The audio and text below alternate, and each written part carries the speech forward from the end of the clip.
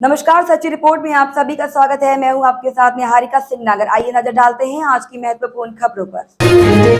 उत्तराखंड विधानसभा की अध्यक्ष रितु खंजूरी अपने परदादा घनानंद खंजूरी के पुण्यतिथि के अवसर पर मसूरी के अटल उत्कृष्ट विद्यालय घनानंद इंटर कॉलेज पहुंची, जहां पर देहरादून मुख्य शिक्षा अधिकारी दीपक रावत और स्कूल प्रधानाचार्य रवि उनियाल द्वारा फूलों का गुलदस्ता देकर ऋतु खंजूरी का स्वागत किया। वहीं इसी मौके पर स्कूल के छात्र छात्राओं द्वारा लोक सांस्कृतिक पर आधारित कार्यक्रम प्रस्तुत किए, जिससे कि सबके मन को मोह लिया। स्कूल प्रबंधन द्वारा ऋतु खंडूरी को स्कूल के विकास और शौचालय के निर्माण व स्कूल की 30 एकड़ की भूमि पर लोगों द्वारा किए जा रहे अतिक्रमण को हटाए जाने के साथ साथ स्कूल की बाउंड्री को चिन्हित कर तार बाड़ लगाने की मांग की है। वहीं स्कूल के फील्ड जीर्ण श्री अवस्था में है, जिसको ठीक करने के लिए अधिकारियों को निर्देशित करने का आग्रह किया गया है। वहीं ऋतु खंजूरी ने बताया कि उनके परदादा धनानंद खंडूरी द्वारा मसूरी में 30 एकड़ की भूमि धनानंद इंटर कॉलेज को दान में दी थी और आज स्कूल लगातार प्रगति की ओर अग्रसर है। उन्होंने कहा कि स्कूल 1930 में स्थापित किया गया था। इसके बाद लगातार मसूरी और आसपास के क्षेत्र के बच्चों को शिक्षा देकर भविष्य निर्माण का काम कर रहा। उन्होंने कहा कि उनके परदादा की इच्छा थी कि हर व्यक्ति, हर वर्ग के बच्चों को अच्छी शिक्षा मिल सके, जिसको लेकर उन्होंने इस शिक्षा के मंदिर को दान दिया था।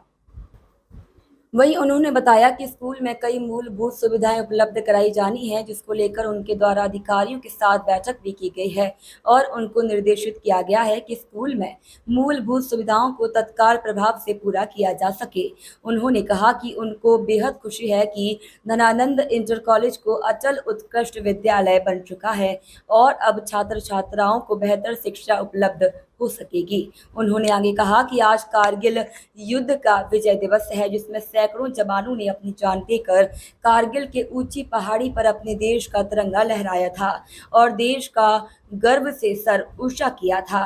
उत्तराखंड विधानसभा अध्यक्ष ऋतु खंजूरी ने कहा कि वह अपने दायित्व को पूरी ईमानदारी से निर्वहन करने की कोशिश कर रही है और इसी कड़ी को लेकर वह कभी कभी कड़वी भी हो जाती है। उन्होंने कहा कि सभी अधिकारियों और कर्मचारियों को अपने काम के प्रति ईमानदारी और निष्ठा रखनी होगी, तभी प्रदेश का विकास हो पाएगा। वहीं ऋतु खंडूरी ने कहा कि वह इस समय संवैधानिक पद पर है, परंतु जिस तरीके से प्रधानमंत्री नरेंद्र मोदी देश के विकास के लिए काम कर रहे हैं, वह चाहते हैं वह भी एक बार फिर देश के प्रधानमंत्री बने और एक बार फिर देश के प्रधानमंत्री बने। और उन्होंने कहा कि प्रधानमंत्री नरेंद्र मोदी के समय पर चल रही विकास की गति को तेजी मिल सकेगी और देश पूरे विश्व में प्रगतिशील देशों में शामिल हो सकेगा।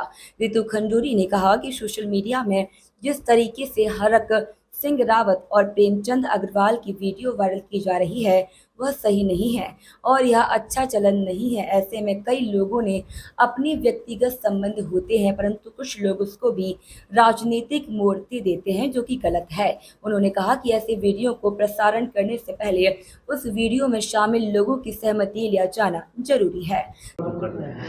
देखिए मुझे बहुत अच्छा लगता है। मैं यहाँ जब भी पहुँचती हूँ और आज यहाँ पे पहुँची हूँ, हमारे जो मेरे पिताजी के परदादा जी घनानंद खंडूरी जी, उनके समय का ये सोच रही कि हमें शिक्षा को बढ़ावा देना चाहिए और उन्होंने यहाँ पर ज़मीन दान की ताकि एक अच्छा स्कूल चल सके। और मुझे खुशी है कि आज ये अटल उत्कृष्ट विद्यालय हो गया है और साथ ही साथ यहाँ पे जो टीचर्स हैं, जो प्रिंसिपल्स हैं, उनके अच्छे काम की वजह से धीरे धीरे यहाँ पर बच्चों की तादाद भी बढ़ रही है। और इसको और कैसे हम सुदृढ़ कर सकते हैं और कैसे अच्छा कर सकते हैं, क्योंकि ज़मीन की कोई कमी नहीं है, जगह बहुत सुंदर है, आसपास के कैचमेंट एरियाज़ प्राइमरी स्कूल्स के काफ़ी होंगे, बहुत अच्छे यहाँ पर बोर्डिंग स्कूल्स चलते हैं। तो बहुत सारा विचार हुआ है कि हम इस जो स्कूल को और बढ़िया कैसे कर सकते हैं, क्योंकि दान दी हुई चीज़ है, शिक्षा के लिए दी हुई चीज़ है, मेरे परिवार ने दी है। तो मैं चाहूँगी कि यहाँ पर और अच्छा हम बच्चों को शिक्षा दे सकें। आज कारगिल में जो जो हमारे शहीद हुए थे उसका आज विजय दिवस है, शौर्य दिवस है।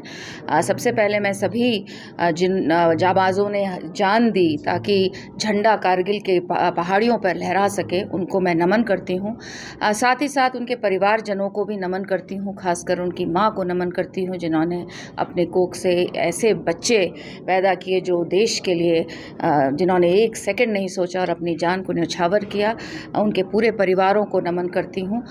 एक सैनिक की पुत्री हूँ तो मुझे तो बहुत गौरव होता है, गर्व होता है कि हमारे 22 साल के बच्चे भी अपने लिए, देश के लिए जान देने के लिए न्यौछावर रहते हैं। देखिए, मैं जो बोलती हूँ मैं दिल से बोलती हूँ, जो मुझे सही लगता है मैं वो बोलती हूँ। कभी कभी कड़वी भी हो सकती हूँ, लेकिन प्रयास करती हूँ कि जो जिस दायित्व पर मैं बैठी हूँ, जिस कार्य के लिए मैं बैठी हूँ, उसको मैं ईमानदारी से कहूँ। तो कभी कभी शायद कड़वी भी होती हूँ। मैं इस समय तो बिल्कुल ही न्यूट्रल पद पर हूँ, कॉन्स्टिट्यूशनल पोस्ट पर हूँ।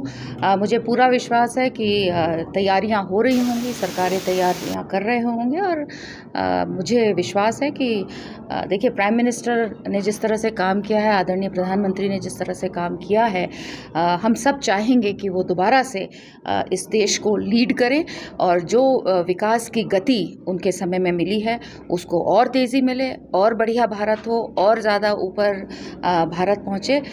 मुझे लगता है कि 24 के बाद हम इस तरह का विकास देखेंगे। कि मैं तो इन चीज़ों को बहुत अच्छा नहीं लगता है मुझे, और मैं खंडन करती हूँ। इस तरह की चीज़ें करनी नहीं चाहिए। आपकी पर्सनल किसी से टॉक हो रही है या इस तरह की चीज़ है तो मैं इसको सही नहीं मानती हूँ कि आप किसी के कॉन्वर्सेशन को वीडियो में लाएं और वायरल करें। या तो आप परमिशन लें कि भाई मैं आपको मैंने स्पीकर पे रखा है, या मैं आपको वीडियो पे ले रहा हूँ, या मैं वीडियो आपका ले रहा हूँ, तो मैं इस चीज़ को बहुत अच्छा नहीं। सुनील सोनकर की रिपोर्ट।